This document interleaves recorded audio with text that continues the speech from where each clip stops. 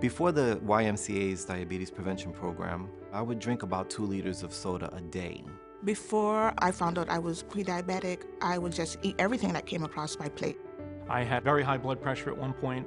I had high cholesterol. I tended to work a little too much and to eat late at night when I got home. Trying to fit in a healthy lifestyle has been a real struggle to me. I realise that work is important, but I'm important too. Very often we hear so much about, oh, well, only black people get diabetes, or only Latino people get diabetes, or only Asian people get diabetes, depending on the community you're in. Everyone gets diabetes. With 26 million Americans diagnosed with diabetes, there's no denying the magnitude of the problem and the impact this places on our patients, their families, and the burden on the healthcare system as a whole. We expect the number of diabetics to double within the next 25 years. Diabetes can lead to some catastrophic complications, including blindness, heart attacks, strokes, and kidney failure. Certainly, there are things that can increase your risk. If you have someone in your family who's a first-degree relative, a mom, a dad, a sibling, anyone who's had gestational diabetes in the past or has had a baby that weighs more than 9 pounds, all these things can increase your personal risk of developing type 2 diabetes. Right now, many physicians are using the hemoglobin A1C as a simple blood test to tell us whether or not someone has diabetes or pre-diabetes. The hemoglobin A1C gives us a motion picture of what your sugar has been over the last 8 to 12 weeks and an average of that. If your A1C ranges between 5.7 to 6.4, that tells us that you may be at risk of having pre-diabetes. I thought my health was pretty good, but then I went to the doctor, I did my physical, and that's when he told me that I was pre-diabetic. I thought it was a death sentence. Often when they find out they have prediabetes, they're really devastated because it may even seem that they're destined to become diabetic themselves. That is not true. When I meet someone who has prediabetes, I get really excited because this is an opportunity to really change the course of their health. The doctor explained this would be an opportunity for me to not just delay the onset of diabetes, but perhaps even prevent it. In 2002, it was published in the New England Journal of Medicine that, in fact, you can prevent or delay the onset of type 2 diabetes through a lifestyle program. The YMCA's Diabetes Prevention Program is a year-long program consisting of 16 core classes, meeting 1 hour once a week with a group and a qualified health coach. Once the 16-week cycle is over, once a month thereafter, the group comes together for reinforcement education. We're going to move into how to really work on taking in less fat.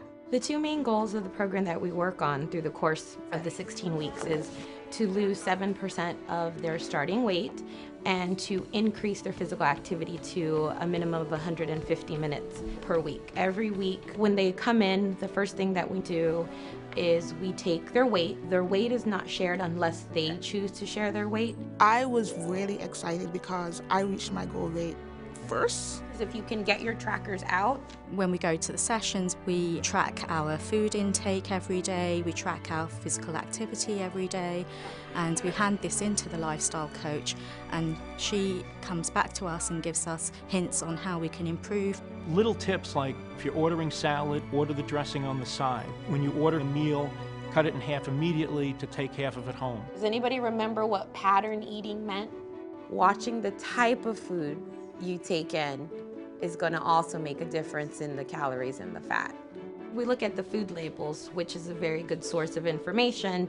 The calories is 10 and the total fat is 0. That's a good snack. That's a good snack. The camaraderie that develops is very nice because the research does show that individuals that engage in group care tend to have better outcomes. Looks like a lot in that plate. Now look at When they come into this group-based format, they seem to bond with the other people in the group.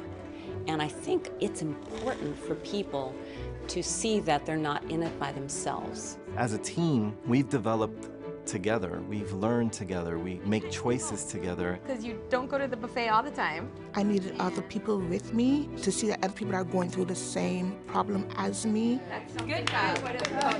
After the core 16 classes are done, you'll continue to meet monthly with a health coach in your class to keep you on the right track to better health. Working on that.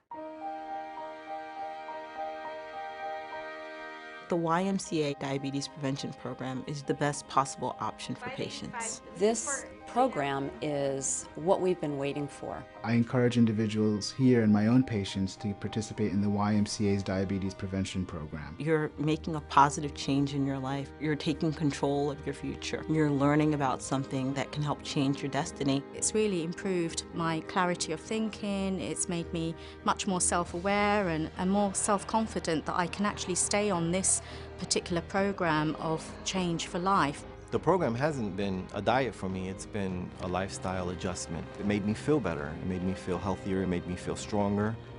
You can take control.